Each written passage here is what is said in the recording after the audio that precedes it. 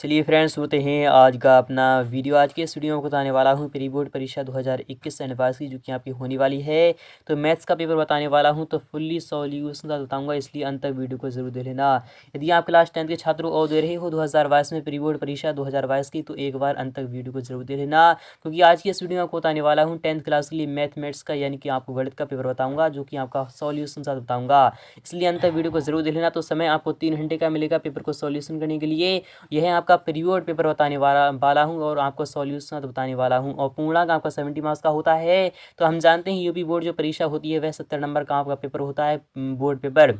उसी तरह से प्री बोर्ड पेपर भी आपका 70 नंबर का ही रहने वाला है, इसलिए अंत तक वीडियो को जरूर देख लेना। तो नोट में आपको दिया जा रहा है सभी प्रश्न हल करने अनिवार्य हैं, इनके ऑल क्वेश्चन आर कंपलसरी। प्रत्येक प्रश्न के अंक जो है वह उसके सम्मुख अंकित हैं। क्वेश्चन कितने अंक का होगा आप सामने राइट हैंड साइड में इस प्रकार से यहाँ पर लिख दिया जाएगा। पहला वाला निर्देश यहाँ पर कह रहा है, यहाँ पर क्या कह रहा है आपको देखना होगा। सभी खंड आपको करना होगा। प्रत्येक खंड के उत्तर के लिए 4 विकल्प आपको दिए गए हैं, जिसमें से केवल एक सही होगा। सही विकल्प छांटकर उसे अपनी उत्तर पुस्तिका में आपको लिखना है। पहला क्वेश्चन आपका इस प्रकार से रखा गया है। तो अंत तक वीडियो को जरूर देखना। तो शुरू करते हैं आज का अपना वीडियो। तो फ्रेंड्स, आ चुका है आप सामने पहला वाला क्वेश्चन इस प्रकार से। यहाँ पर क्या कह रहा है आपको देखना होगा। पहले वाले क्वेश्चन का वाला क्वेश्चन है कि निम्नलिखित परिमेय संख्याओं में से कौन सी संख्या अशांत आवर्ती की है। क्या कह रहा है, अशांत आवर्ती की बात हो रही है। तो यह तो अशांत आवर्ती की नहीं है, यानी कि यह तो आपकी शांत आवर्ती की है, यह तो आपका रॉन्ग हो जाएगा। क्या ये एक अशांत आवर्ती की है, क्या यह सत्य है या फिर असत्य है, या फिर आपको बताना होगा क्या यह है या फिर यह है। तो मैं आपको बता चलूँ यहाँ पर कौन सी संख्या यहाँ पर अशांत आवर्ती की हो जाएगी। तो अशांत आवर्ती की यहाँ पर कौन सी हो जाएगी, यदि हम इसे काटें तो यहाँ पर क्या आ जाएगा 4, यहाँ पर 2, यहाँ पर किस प्रकार से जो हर का जो यानी कि जो आ रहा है वह कितना आ रहा है, 2 की पावर m तो आ रहा है, बट यहाँ पर 5 की घात n नहीं आ रहा है, बल्कि 4 घात आ रही है। इसलिए यह क्या हो जाएगा, यह आपका रॉन्ग हो जाएगा, यानी कि यही आपका बिल्कुल सत्य हो जाएगा। यह क्या है, अशांत आवर्ती की संख्या हो जाएगी। ऑप्शन नंबर आपका सेकंड वाला यहाँ पर राइट हो जाएगा। तो आई होप आपको समझ में आ रहा होगा। नेक्स्ट की बात नहीं, क्वेश्चन में नेक्स्ट वाला क्या कर रहा है आपको देखना होगा कि द्विघात समीकरण के 2 बराबर वास्तविक मूल होते हैं यदि बी स्क्वायर माइनस का 4ac less than equal to यानी कि लेस देन 0 होता है, या फिर बी यानी ग्रेटर देन 0 होता है, या फिर आपका बी स्क्वायर माइनस का 4ac इक्वल आपका 0 होता है, फिर बी स्क्वायर माइनस का 4ac लेस देन 0 होता है, या फिर इनमें से कोई नहीं। तो हम जानते हैं 2 बराबर वास्तविक मूल तभी होंगे जब बी स्क्वायर माइनस का 4ac यानी कि विविक्तर जो होता है वह 0 के इक्वल होता है। ऑप्शन नंबर आपका सेकंड वाला यहाँ पर भी राइट हो जाएगा। तो आई होप आप समझ में आ रहा होगा। नेक्स्ट बात ने, तो समरूप त्रिभुजों के क्षेत्रफल का जो अनुपात है वह 64:1 है। तो समरूप त्रिभुजों की भुजाओं का जो अनुपात होगा क्या वह कितना होगा, क्या 11:8 हो जाएगा, या फिर 11 यानी कि 8:11 हो जाएगा, या फिर आपका 64 आपका 1:1 हो जाएगा, या फिर 1:1 यानी कि आपका 64 हो जाएगा। तो यहाँ पर क्या कह रहा है, तो समरूप त्रिभुजों के क्षेत्रफलों का अनुपात यहाँ पर इस प्रकार से है। तो उनकी जो भुजाओं का जो अनुपात होगा वह क्या हो जाएगा, तो 8:2 यानी कि 11 हो जाएगा। ऑप्शन नंबर आपका सेकंड वाला यहाँ पर राइट हो जाएगा। तो आई होप आपको समझ में आ रहा होगा। नेक्स्ट की बात नहीं, क्वेश्चन नंबर घ वाला क्या कर रहा है आपको देखना होगा और समझना होगा। यहाँ पर कह रहा है 2 यानी कि बिंदुओं आपके सामने है -5,7 और -1,3 के बीच की दूरी कौन सी होगी। तो हम जानते हैं यहाँ पर हम मान लेते हैं यहाँ पर यह ए है और यहाँ पर बी है। तो इनकी जो बीच की दूरी हो जाएगी वह क्या हो जाएगी, तो ए बी हो जाएगी। क्या हो जाएगी, ए बी हो जाएगी। और हम जानते हैं इसका जो फॉर्मूला होता है वह क्या होता है, तो मैं आपको यहाँ पर बता रहा हूँ। इनके क्या होता है फॉर्मूला जो होता है वह क्या होता है, वह होता है x2 होता है, x2 माइनस का x1 का होल स्क्वायर होता है, x2 माइनस का x1 का होल स्क्वायर होता है, प्लस में आपका क्या होता है, तो y2 माइनस का y1 का होल स्क्वायर होता है। क्या होता है, y2 माइनस का y1 का होल स्क्वायर होता है। इस टाइप से आपका फॉर्मूला हो जाएगा। तो फिलहाल क्या आपको यहाँ पर क्या कह रहा है, माइनस का 1 को मैंने आपको बता दिया है फॉर्मूला, तो आपको अंडर रूट में चल रहा है। माइनस का 5,7 है, अर्थात आपका माइनस का यानी कि माइनस का x2, फिर उसके बाद आपको यहाँ पर x2, फिर उसके बाद माइनस का आपका कितना होता है s1 होता है, अर्थात यहाँ पर माइनस का कितना है, तो x2 यहाँ पर इसे मान लेते हैं तो माइनस का है, और यहाँ पर माइनस माइनस कितना हो जाएगा, तो प्लस का हो जाएगा 5 हो जाएगा। फिर उसके बाद आपका क्या हो जाएगा, तो स्क्वायर हो जाएगा। फिर उसके बाद आपका क्या है प्लस का यानी कि y2 है, अर्थात यहाँ पर 3 हो जाएगा, और यहाँ पर आपका माइनस को 7 हो जाएगा। इसका स्क्वायर कर दीजिए, फिर उसके बाद अंडर रूट लगा दीजिएगा। यहाँ पर क्या कह रहा है, इनके माइनस यहाँ पर 4 का स्क्वायर हो जाएगा, और यहाँ पर माइनस का 4 का स्क्वायर हो जाएगा। तो 4 का स्क्वायर कितना होता है, 16 होता है, 16 16 32 हो जाएगा। तो यह अंडर रूट में आपका 32 चल रहा है, बट 32 का जो हम निकालते हैं इसे, तो आपका कितना निकल कर आता है, तो आपका क्या आ जाएगा निकल कर, तो 4 चौक 16 होता है, यानी 4 16 दूनी 32, अर्थात 4√2 आपका यहाँ पर आंसर आ जाएगा। क्या आ जाएगा, तो 4√2, अर्थात ऑप्शन नंबर आपका यहाँ पर कौन सा मिल रहा है, तो ऑप्शन नंबर आपका यहाँ पर आ रहा है, तो ऑप्शन नंबर 3 यहाँ पर राइट हो जाएगा। तो आई होप आप समझ में आ रहा होगा। नेक्स्ट बात ने कि 15 cot a इक्वल जो है वह 8 है, तो sec a का मान कितना होगा। तो cot a का मान यहाँ पर कितना आ रहा है, तो cot a का जो मान आ रहा है वह 8/15 आ रहा है। कितना आ रहा है? तो 8/15 आ रहा है। तो हम जानते हैं cot A कितना होता है, जैसे कि लंब बटे आधार क्या होता है, तो वह आपका यानी कि 10 A होता है। और cot A क्या होता है? इसका उल्टा होता है, अर्थात आधार बटे लंब होता है। क्या होता है? आधार यहाँ पर 8 है, तो लंब यहाँ पर कितना है? 15 है। तो पाइथागोरस प्रमेय अगर आप लगाओगे तो आपका जो कर्ण आएगा वह कितना आ जाएगा? तो वह 17 आ जाएगा। तो सेक क्या होता है? तो सेक होता है 1/cos A होता है, अर्थात 1/cos A होता है। यानी कि cos A क्या होता है? आधार बटा कर्ण, अर्थात कर्ण बटा आधार होता है। तो यहाँ पर कर्ण कौन सा है? यहाँ पर कर्ण की अगर बात करें तो कर्ण तो आपका 17 हो जाएगा। क्या हो जाएगा? तो कर्ण तो आपका 17 हो जाएगा, अर्थात ऊपर तो आपका 17 ही आने वाला है। क्या आने वाला है? तो 17 आने वाला है, ऊपर आपका 17 आने वाला है, क्योंकि आधार बटा कर्ण होता है। यानी कि आधार बटा कर्ण जो होता है वह यानी cos A का होता है, तो sec A का हो जाएगा यानी कि कर्ण बटा आधार, अर्थात 17 बटा कितना हो जाएगा? 17 बटा कितना हो जाएगा? तो 8 हो जाएगा। क्या हो जाएगा? 17 बटा 8, अर्थात ऑप्शन नंबर आपका थर्ड वाला यहाँ पर राइट हो जाएगा। नेक्स्ट बात, नेक्स्ट वाला क्वेश्चन क्या कर रहा है आपको देखना होगा और समझना होगा। यहाँ पर क्वेश्चन में क्या है कि 1 - tan square 45 degree upon 1 + tan square 45 degree का मान आपको फाइंड करना होगा। तो 1 - tan स्क्वायर 45 डिग्री का मान आपको पता होना चाहिए। tan स्क्वायर यानी कि आपको यहाँ पर tan 45 डिग्री की जो वैल्यू होती है वह कितनी होती है? तो tan यानी 45 डिग्री की जो वैल्यू होती है वह कितनी होती है? तो वह 1 के इक्वल होती है। कितनी होती है? तो 1 के इक्वल होती है। कितनी होती है? तो 1 - 1 के इक्वल हो जाएगी।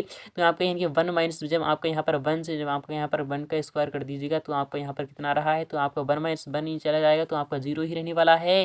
तो फिलहाल क्या आपका यहाँ बटे में कितना ही हो, यदि आपका ऊपर 0 है तो आपका क्या आ जाएगा?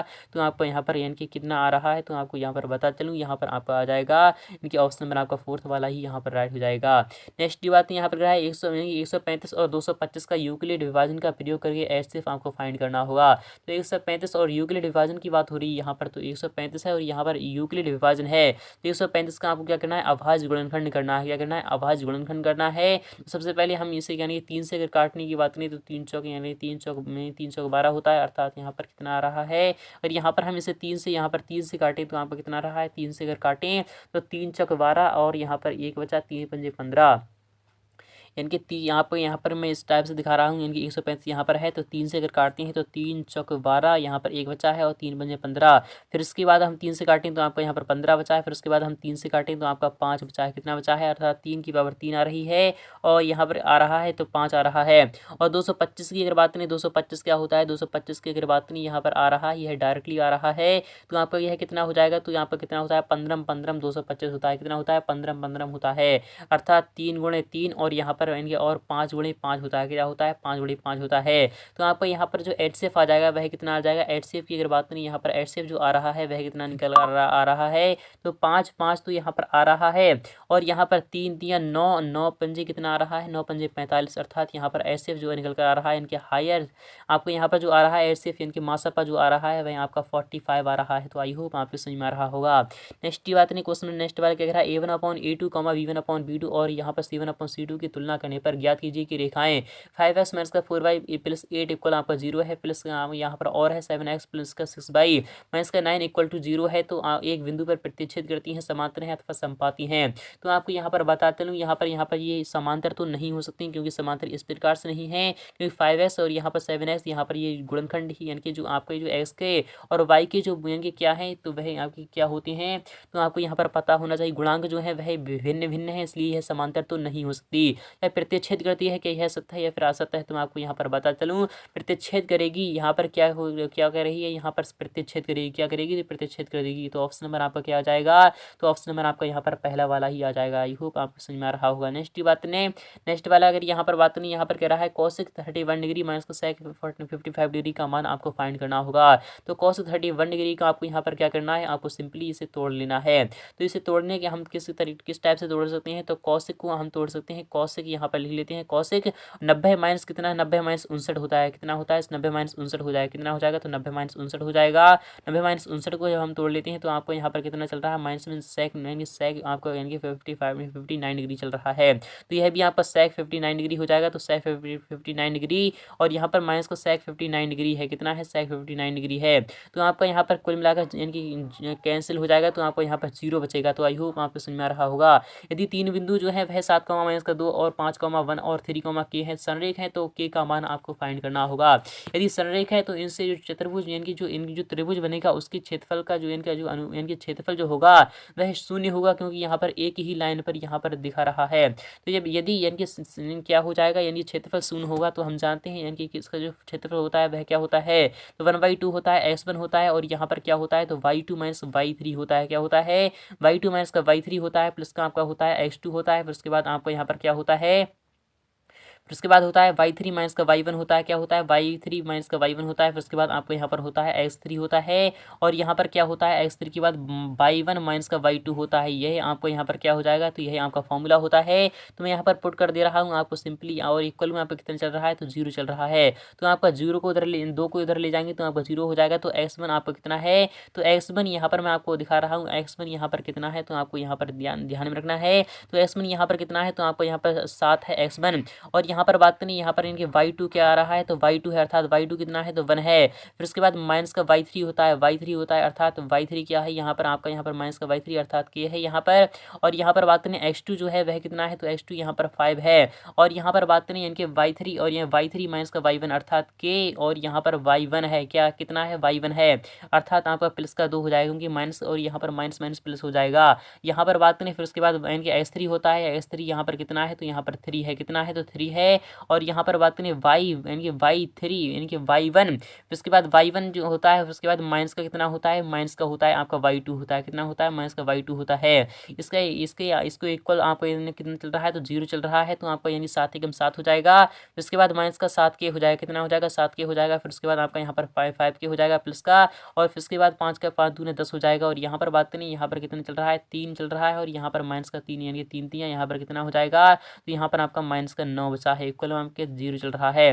तो 10 में से आपका यहाँ पर 9 जाएगा तो आपका 1 बचेगा, और एक यहाँ पर बचा है तो आपका 8 हो जाएगा, कितना हो जाएगा, तो यहाँ पर आपका कितना बचा है, यानी कि माइनस का 2 की यहाँ पर बचा है, और यहाँ पर कितना बचा है, तो 10 और 17 हो जाएगा। 17 में से जब आपका 9 जाएगा तो आपका 8 बचेगा, अर्थात यहाँ पर आपका यहाँ पर माइनस का 8 बचा है। तो 8 से आप यहाँ पर माइनस से माइनस कैंसिल हो जाएगा, 2 से जब हम काटते हैं तो आपको कितना आ रहा है, तो यहाँ पर आ रहा है आपको यहाँ पर 4 निकल कर आ रहा है, अर्थात आपका के की जो वैल्यू आ रही निकल कर वह 4 के इक्वल आ रही है। तो वही आपका आंसर होगा। तो नेक्स्ट पार्ट में इसका सोल्यूशन मैं आपको कॉपी पेन में बता दूंगा। यहाँ पर बात करें सभी खंड आपको हल करना है, एक्स एक्स पर वह बिंदु ज्ञात करना है जो कि 2, माइनस का 5 और यहाँ पर माइनस का 2, 9 से समदूरस्थ है, अर्थात दोनों की बिंदु ही क्या होगी वह इनकी समान दूरी पर होगा। अर्थात मान लेते हैं यहाँ पर होगा तो दोनों की दूरी निकाल लेना है आपको, और इसके इक्वल में आपको यानी दोनों की दूरी को आपको इक्वल कर देना है, तो वही उसका आंसर हो जाएगा। तो नेक्स्ट पार्ट में इसका भी सॉल्यूशन मैं आपको प्रोवाइड करा दूंगा। नेक्स्ट की बात नहीं, यहाँ पर इस प्रकार से आपका क्वेश्चन पेपर रहने वाला है। तो फ्रेंड्स नेक्स्ट पार्ट में का वेट कीजिएगा, नेक्स्ट पार्ट में इसका सॉल्यूशन मैं आपको प्रोवाइड कराने वाला हूँ। तो फ्रेंड्स मिलते हैं नेक्स्ट पार्ट में फुल्ली सॉल्यूशन। तब तक के लिए थैंक यू, टाटा बाबा।